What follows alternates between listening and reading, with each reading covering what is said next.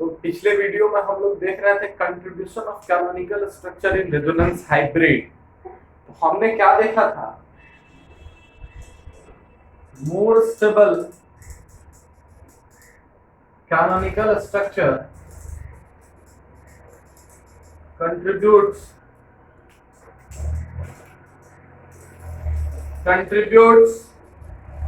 more in resonance hybrid.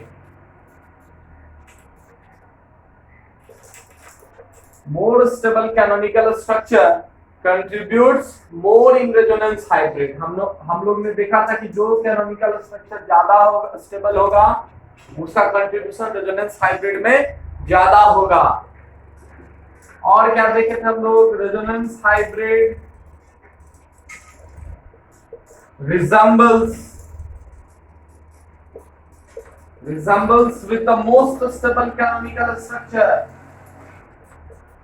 Resonance hybrid resembles with the most stable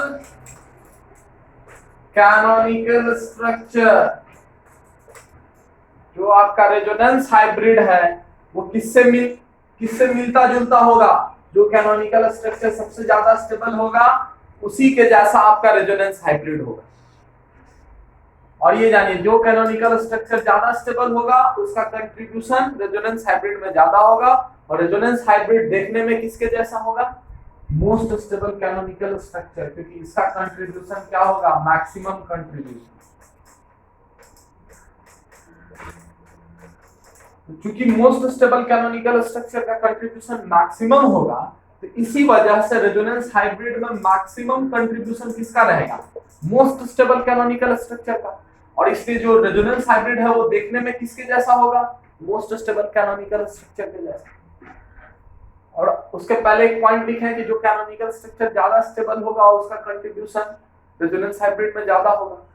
अब देखिए क्या, in polar solvents like water,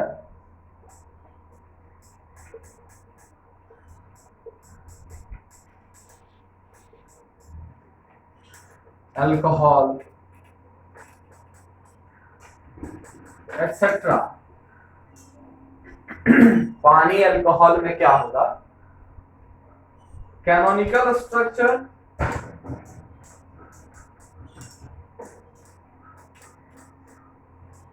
with charge separation, that is polar, is much stable in polar solvent.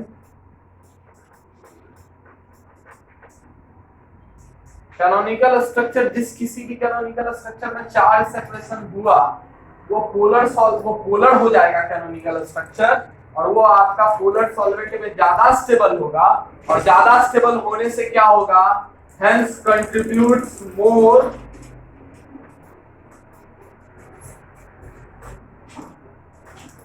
In resonance hybrid. इसलिए वो resonance hybrid में अधिक contribute करेगा। तो जैसे फॉर एग्जांपल देखिए आप,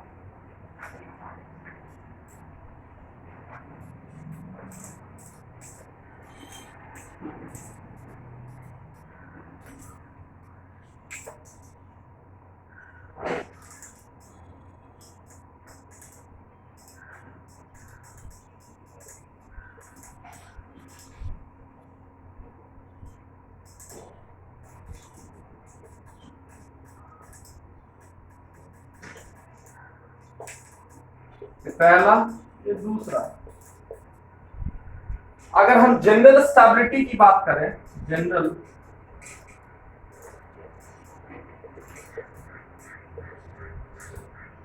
तो पहला चीज हम लोग क्राइटेरिया लगाते थे। क्या लगाते थे? अगर देखने में आइडेंटिकल होगा तो दोनों का स्टेबिलिटी बराबर होगा। फिर आगे देखते थे कि जिसमें कोवेलेंट बॉन्ड का संख्या ज्यादा हो, इसमें भी 2 1 3 1 4, इसमें भी 2 1 3 1 4 दिख रहा है, दोनों में नंबर ऑफ बॉन्ड सेम है। तो अगला कंडीशन क्या लगाते थे कि कैनोनिकल स्ट्रक्चर जिसमें चार्ज सेपरेशन नहीं हो वो ज्यादा स्टेबल होगा किसके बजाय? वो उस कैनोनिकल स्ट्रक्चर के बजाय जिसमें क्या हो? चार्ज सेपरेशन हो। मतलब कैनोनिकल स्ट्रक्चर 1 में क्या है, no charge separation and has same number of bonds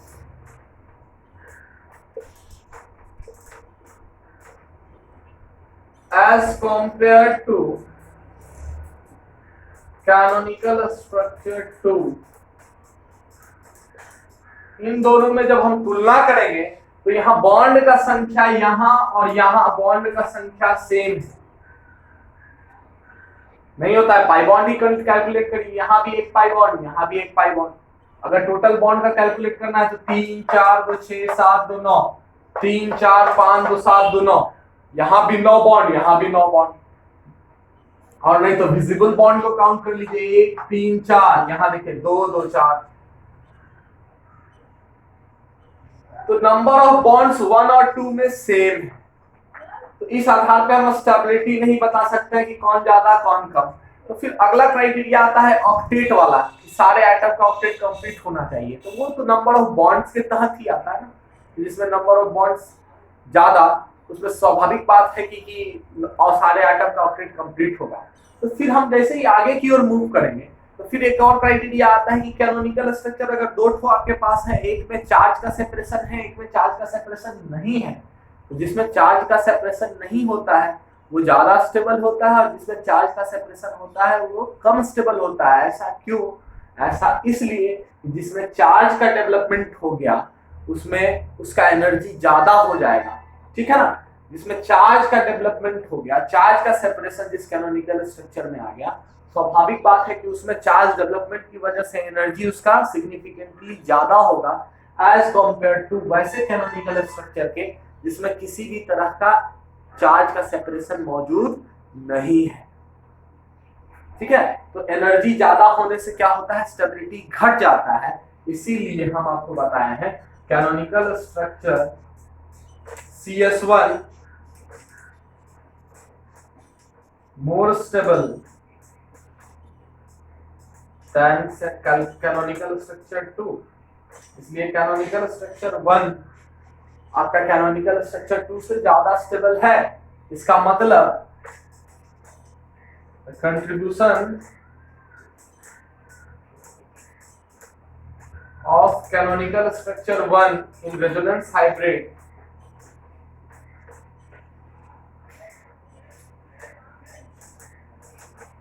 is greater than canonical structure 2।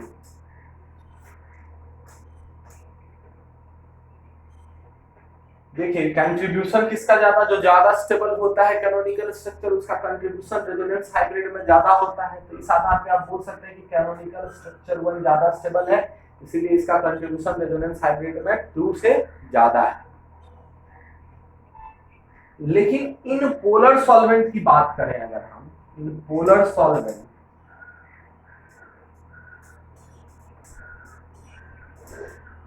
Like water, ethanol etcetera, अगर हम पोलर सॉल्वेंट की बात करें तो पोलर सॉल्वेंट में ये नियम लागू नहीं होता है। पोलर सॉल्वेंट में सीधे देखा जाता है कि polar species will be more stable, सीधा बात।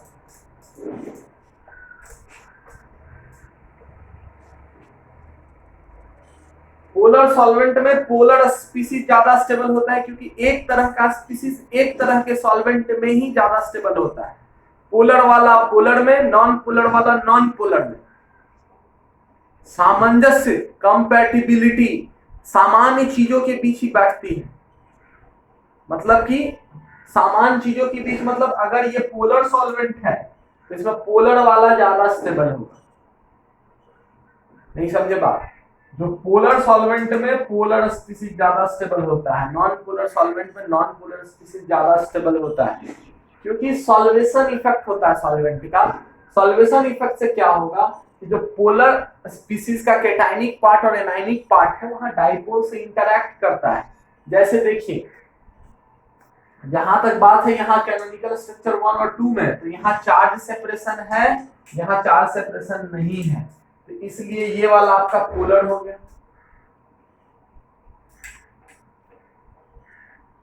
जिसमें चार्ज रहेगा वो पोलर, जिसमें चार्ज नहीं है वो पोलर नहीं होगा।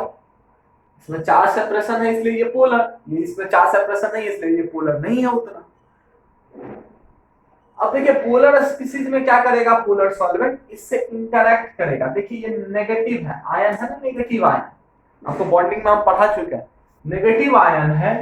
तो देखिए ये पॉजिटिव वाला डाइपोल पानी का डेल्टा प्लस डेल्टा माइनस यहां से इंटरैक्ट करेगा।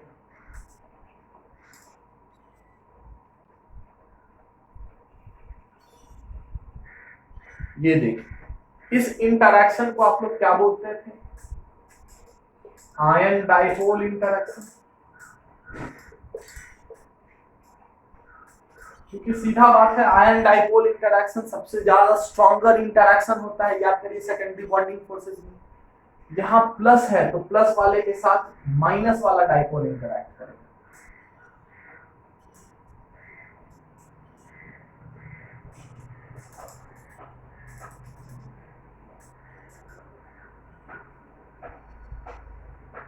इस इंटरैक्शन की वजह से ये ऐसा प्लस वाला माइनस के साथ, प्लस वाला माइनस के साथ जब इंटरैक्ट करता है तो इंटरैक्शन की वजह से ये भी आयन डाइपोल इंटरैक्शन है। इंटरैक्शन मतलब अट्रैक्शन है। तो पहले क्या था कि 1 ज्यादा स्टेबल था 2 से, मतलब कि 2 का एनर्जी 1 से ज्यादा था। अब चूंकि ये इस तरह का सेकेंडरी बॉन्डिंग इंटरैक्शन होने की वजह से, सेकेंडरी बॉन्डिंग इंटरैक्शन होने की वजह से 2 में अट्रैक्शन होने लगा और 1 में उतना ज्यादा अट्रैक्शन होगा नहीं, तो 2 का एनर्जी घटेगा, ड्रॉप करेगा और 1 का एनर्जी भी थोड़ा सा ड्रॉप करेगा, इसलिए ये थोड़ा सा ज्यादा स्टेबल होगा। Stability of 2 increases.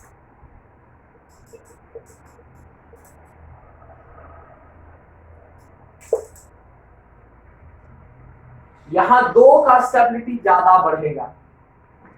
अरे यहां भी ऐसा बात है कि इंटरैक्शन होगा, लेकिन यहाँ डेल्टा माइनस है ना,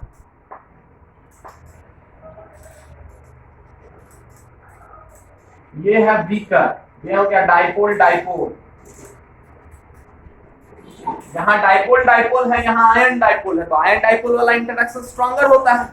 यहाँ अट्रैक्शन ज्यादा होगा, यहाँ अट्रैक्शन थोड़ा कम होगा। तो यहाँ ज्यादा अट्रैक्शन की वजह से 2 का जो स्टेबिलिटी 1 से कम था वो 2 अब थोड़ा ज्यादा स्टेबल हो जाएगा, और ज्यादा स्टेबल होने की वजह से अब फाइनल कंक्लूजन हम लोग लिखते हैं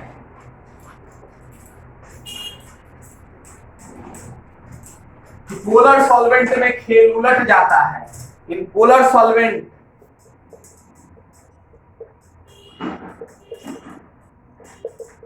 like water,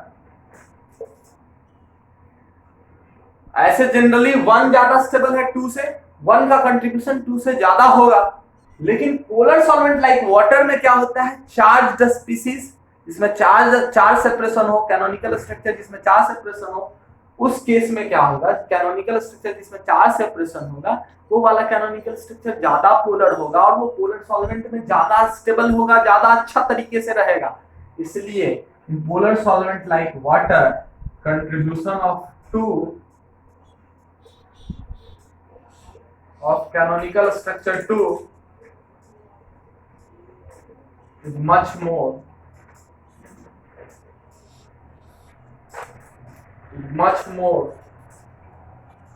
than the contribution of canonical structure 1।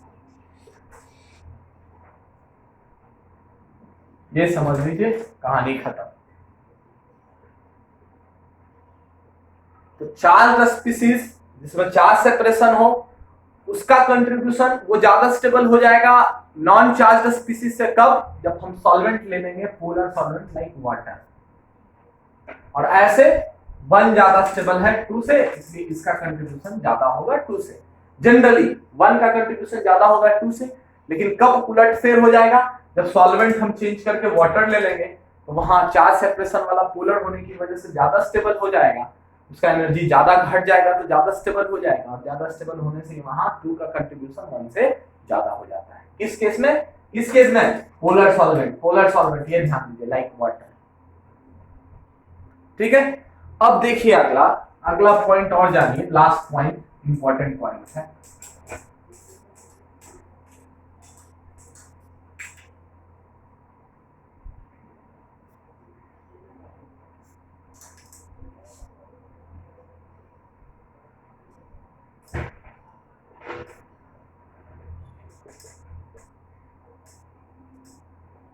If there is large difference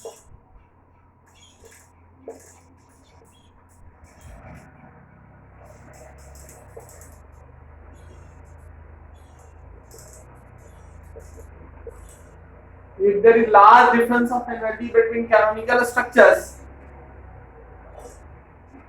the resonance hybrid will be same as the canonical structure with lowest energy.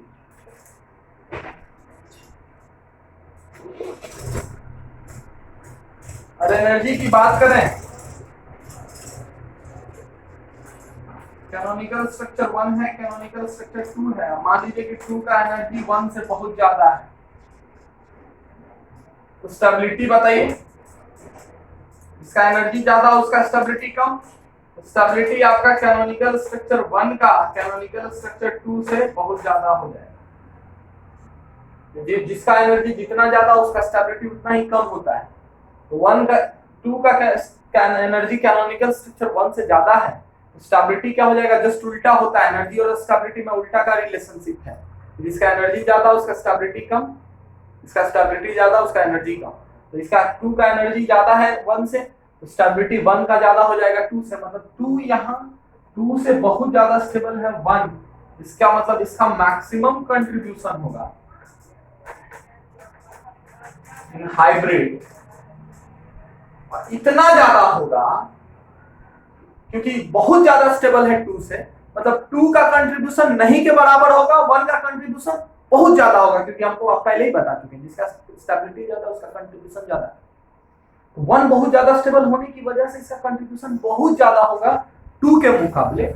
इसलिए जो कैनोनिकल हाइब्रिड है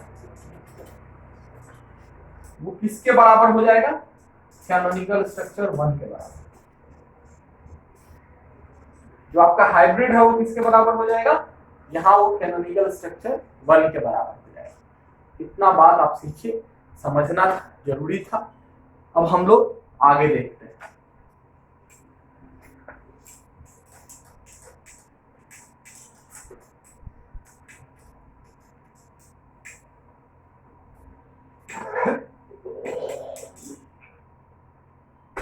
अगला है हम लोग का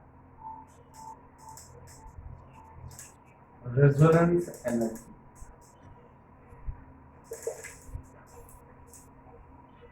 ठीक है,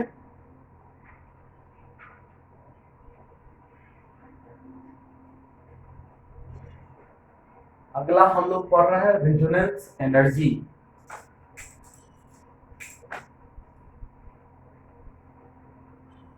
पहला बात, resonance energy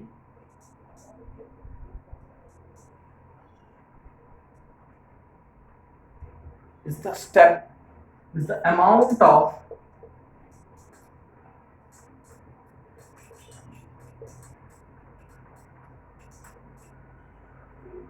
energy released by any species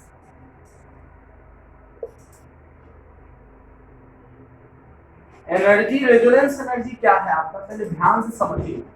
resonance energy क्या होता है, कोई भी स्पीसीज एनर्जी रिलीज करता है, खुद ब खुद एनर्जी रिलीज करता है। तो ये क्या है, is the amount of energy released by any species undergoing resonance.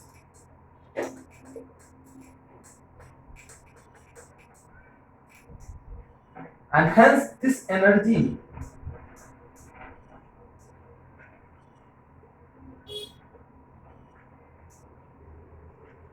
is the stabilization energy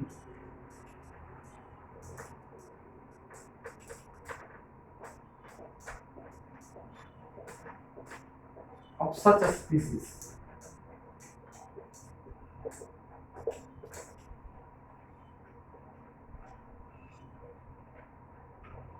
ये क्या है, किसी रेजोनेंस एनर्जी क्या होता है, amount of energy released under कोई स्पीसीज जिसमें रेजोनेंस होता है उसमें कुछ अमाउंट ऑफ एनर्जी जितना होना चाहिए एक्सपेक्टेड उससे थोड़ा एनर्जी कम हो जाता है, मतलब कुछ एनर्जी उससे रिलीज हो जाता है। मतलब कि होना चाहिए एनर्जी हम एक्सपेक्ट अनुमान कर रहे हैं 3x और असल में हो कितना जाता है 3x माइनस y, घट जाता है। जो y अमाउंट से जो एनर्जी माइनस y अमाउंट से जो एनर्जी घटा ना, यही एनर्जी कहलाता है आपका resonance energy.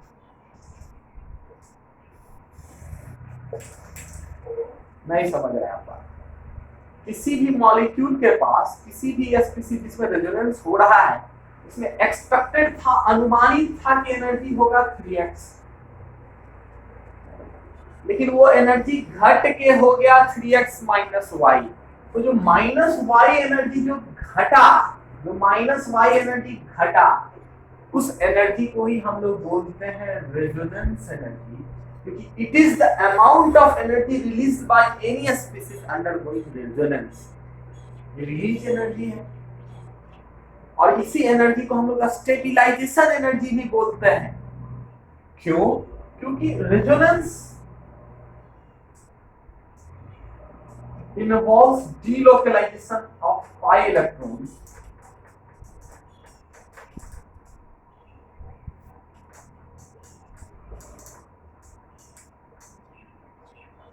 Resonance involves delocalisation of pi electron. Resonance में क्या होता है, पाई इलेक्ट्रॉन का डीलोकलाइजेशन होता है। तो resonance involves delocalisation of pi electron. Resonance में आपका पाई इलेक्ट्रॉन्स का डीलोकलाइजेशन होता है, ठीक है।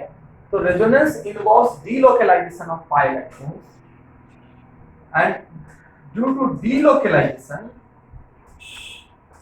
डीलोकलाइजेशन का मतलब समझ में आ गया ना कि इलेक्ट्रॉन अपनी जगह को छोड़कर एक जगह से दूसरी जगह जाता है। तो and due to delocalisation the attraction between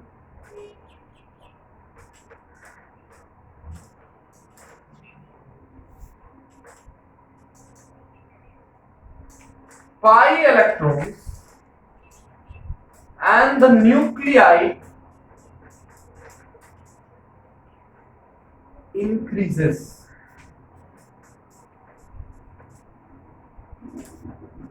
leading to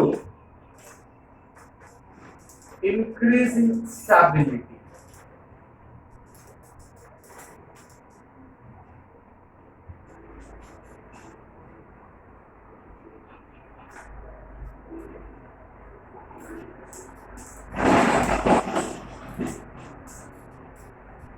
resonance में क्या होता है, आपका पाई इलेक्ट्रॉन का डीलोकलाइजेशन होता है।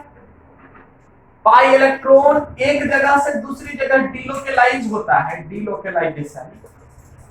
तो डीलोकलाइजेशन मतलब यहां से पाई इलेक्ट्रॉन उठा यहां आ गया, तो यहां जो प्लस चार्ज वाला न्यूक्लियस है, जब तक ये दो इलेक्ट्रॉन इसके पकड़ में था, प्लस चार्ज वाले न्यूक्लियस के पकड़ में, तब तक यहाँ फोर्स ऑफ अट्रैक्शन ज्यादा था। नहीं समझे बात? तब तक यहाँ फोर्स ऑफ अट्रैक्शन ज्यादा था, और जैसे ही ये यहां से यहां आ गया, इसका मतलब ये नंबर ऑफ न्यूक्लियाई के इन्फ्लुएंस में ज्यादा आने लगा। पहले दो न्यूक्लियाई के इन्फ्लुएंस में इलेक्ट्रॉन था, और जैसे ही डीलोकलाइज हुआ, जैसे यहां समझिए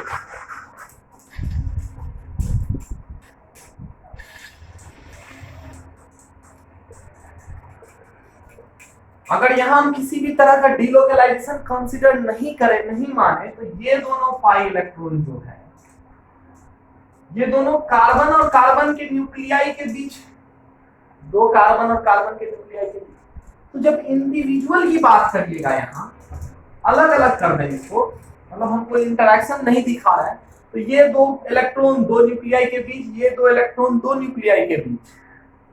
लेकिन यही अगर इसका डीलोकेलाइजेशन हम करा देते हैं, अब क्या हो गया,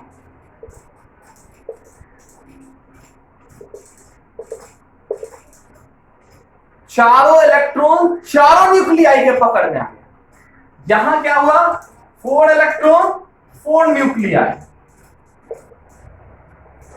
और यहां था 2 इलेक्ट्रॉन 2 न्यूक्लियाई का दो सेट, यहां भी था 2 इलेक्ट्रॉन 2 न्यूक्लियाई। अब यही डीलोकेलाइजेशन होने की वजह से अब क्या हो गया, 4 इलेक्ट्रॉन 4 न्यूक्लियाई, तो यहां अट्रैक्शन ज्यादा होगा इन दोनों सेट के मुकाबले, यहां अट्रैक्शन कम होगा, यहां अट्रैक्शन ज्यादा होगा, क्योंकि नंबर ऑफ इलेक्ट्रॉन भी बढ़ा और नंबर ऑफ न्यूक्लियाई भी बढ़ा, मतलब एक हो गया ना, यहाँ यूनिफाई हो गया, यूनिटी आ गया, एकता आ गया यहाँ पे,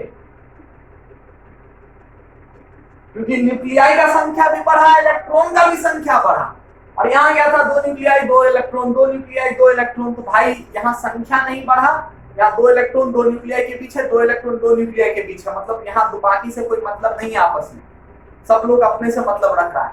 तो यहाँ स्टेबिलिटी थोड़ा कम और यहाँ स्टेबिलिटी इसलिए ज्यादा क्योंकि यहाँ न्यूक्लियाई का भी संख्या बढ़ा और इलेक्ट्रॉन का भी संख्या बढ़ा। जैसे ही न्यूक्लियाई और इलेक्ट्रॉन का संख्या बढ़ाइएगा, मतलब प्लस चार्ज का भी अमाउंट बढ़ा और इलेक्ट्रॉन का भी अमाउंट को बढ़ाए, ठीक है ना। तो प्लस चार्ज और माइनस चार्ज के अमाउंट को जब बढ़ा दिए तो मिलकर जो इफेक्ट प्रोड्यूस करेगा, वहां क्या होगा, अट्रैक्शन ज्यादा होगा, और अट्रैक्शन ज्यादा, इस केस में अट्रैक्शन ज्यादा, इस केस में अट्रैक्शन कम, इसलिए क्या होगा, एनर्जी ड्रॉप कर जाएगा, स्टेबिलिटी बढ़ जाएगा।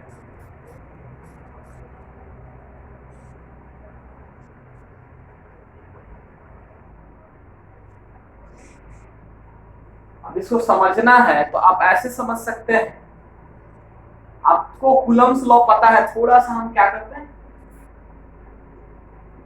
पोटेंशियल एनर्जी निकालते हैं, माइनस के क्यू क्यू बाई आर, यही होता है। आप चेक कर लीजिए, अभी आप इलेक्ट्रोस्टैटिक्स पढ़ रहे हैं, product of charge Q1 Q2 कर दीजिए, माइनस के Q1 Q2 बाई आर। तो यहाँ क्या करिएगा, प्रोडक्ट ऑफ चार्ज, चलिए माइनस के कर दीजिए, माइनस साइन आया, दो इलेक्ट्रॉन और प्रोटॉन की वजह से अट्रैक्शन हो रहा है ना, तो 2e into 2e by are कर दीजिए, क्या हो गया, minus 4e square by are. और यही दो है, दो सेट है, तो प्लस क्या कर दीजिए, माइनस के 4e स्क्वायर बाई आर, क्या हो जाएगा, माइनस के 4e square by are, minus के 4e स्क्वायर बाई आर, ये क्या हो गया, माइनस 8 के 4e स्क्वायर बाई आर। दोनों को अलग अलग करके जोड़ेंगे ना, और यहाँ क्या करिएगा, पोटेंशियल एनर्जी निकालने के लिए समझा रहे हैं, ऐसे एग्जांपल लेके, ऐसा कोई कैलकुलेशन होता नहीं है, बस समझिए क्यों एनर्जी बढ़ा और एनर्जी घटा, स्टेबिलिटी बढ़ा। यहाँ देखिए पोटेंशियल एनर्जी क्या करिएगा, माइनस के एनर्जी क्या, 4e और 4 प्लस 4 माइनस, तो 4e इंटू 4e, एक प्लस वाला एक माइनस वाला, अरे भाई जितना प्लस चार्ज होता है, प्लस चार्ज का अमाउंट होता है उतना ही तो माइनस चार्ज का अमाउंट होता है, प्रोटॉन का चार्ज और इलेक्ट्रॉन का चार्ज तो बराबर ही होता है, तो माइनस के 4e by into 4e by are, क्या हो गया, माइनस 16 के e स्क्वायर बाई आर। अब बताइए दोनों में सबसे लोवेस्ट वैल्यू किसका है, अरे माइनस साइन के साथ, ये माइनस 16 के e स्क्वायर बाई आर, ये हो गया माइनस 8 के e square by R, sorry, ये वैल्यू कम, ये वैल्यू ज्यादा, यही ना आपको हम समझा रहे थे कि अगर इंडिविजुअली दोनों के बीच इंटरैक्शन लीजिएगा तो जो आप एनर्जी निकालिएगा, पोटेंशियल एनर्जी, जोड़ कर दोनों के एनर्जी को, अरे दोनों सिस्टम को जोड़ देंगे ना, अरे भाई इसको अलग मान लिए, इसको अलग मान लिए, तो इसके लिए लिखेंगे माइनस के Q1 Q2 बाई आर, मतलब के हो गया ना 2e into 2e by are, 2 plus तो 2 इलेक्ट्रॉन भी है, तो के 4e square by are into 2 कर दीजिए, क्या कि 2 है तो minus 8ke square by are हो गया। लेकिन यहाँ क्या होगा 4e और 4 प्लस, तो 4e इंटू 4e ये हो गया minus 16ke square by are. देखिएगा कि ये वाला वैल्यू ज्यादा कम है, माइनस 16 और माइनस 8 में बड़ा कौन है, माइनस 8, माइनस 16 छोटा है। तो देखिए यहाँ एनर्जी घट गया रेजोनेंस की वजह से, डीलोकेलाइजेशन की वजह से एनर्जी घट गया, स्टेबिलिटी बढ़ गया, तो एनर्जी, इसको क्या बोलते हैं, डीलोकेलाइजेशन। अब समझिए मतलब, इसको क्या बोलते हैं, डीलोकेलाइजेशन। डीलोकेलाइजेशन से क्या हुआ, एनर्जी घटा, स्टेबिलिटी बढ़ा, क्योंकि इलेक्ट्रॉन और प्रोटॉन के बीच, इलेक्ट्रॉन और प्रोटॉन के बीच यहाँ अट्रैक्शन ज्यादा होगा, चार्ज बढ़ गया, तो यहाँ इलेक्ट्रॉन और प्रोटॉन के बीच अट्रैक्शन ज्यादा होगा, और ज्यादा होने से क्या होगा, एनर्जी घटेगा, स्टेबिलिटी बढ़ेगा। इसीलिए यहाँ क्या होता है, रेजोनेंस के वजह से डीलोकेलाइजेशन होता है, और रेजोनेंस के फेनोमेनन के दौरान कुछ एनर्जी जितना हम अनुमान लगा रहे थे उससे कुछ एनर्जी घट गया, कम आया, कम आने की वजह से वो एनर्जी क्या होता है, बाहर की ओर जाता कहाँ है, सिस्टम का एनर्जी हमेशा कंजर्व रहता है, कहीं जाएगा नहीं। जो एनर्जी, जिस अमाउंट ऑफ एनर्जी से घटा, होना चाहिए था कुछ, थोड़ा सा कम आया, तो एनर्जी गया कहाँ, अरे भाई वो एनर्जी रिलीज कर दिया मॉलिक्यूल, बाहर बाहर फेंक दिया। वही रिलीज एनर्जी को हम लोग बोलते हैं रेजोनेंस एनर्जी। और उतना एनर्जी जितना वो रिलीज किया, उतना से एनर्जी से वो उसका एनर्जी घटेगा, मॉलिक्यूल का एनर्जी जितना हम मान रहे थे कि अच्छा यहाँ होगा एनर्जी, तो वो एनर्जी अब क्या होगा, थोड़ा सा नीचे घटेगा, नीचे घटने से क्या हो जाएगा, स्टेबिलिटी बढ़ जाएगा। जितना अमाउंट ऑफ एनर्जी से नीचे घटा वही एनर्जी कहलाता है रेजोनेंस एनर्जी, और वो एनर्जी हमेशा रिलीज होता है, और वो किसी भी मॉलिक्यूल का किस तरह का एनर्जी है, स्टेबिलाइजेशन एनर्जी। रेजोनेंस एनर्जी ज्यादा तो मॉलिक्यूल का स्टेबिलिटी ज्यादा, स्पीशीज का स्टेबिलिटी ज्यादा, रेजोनेंस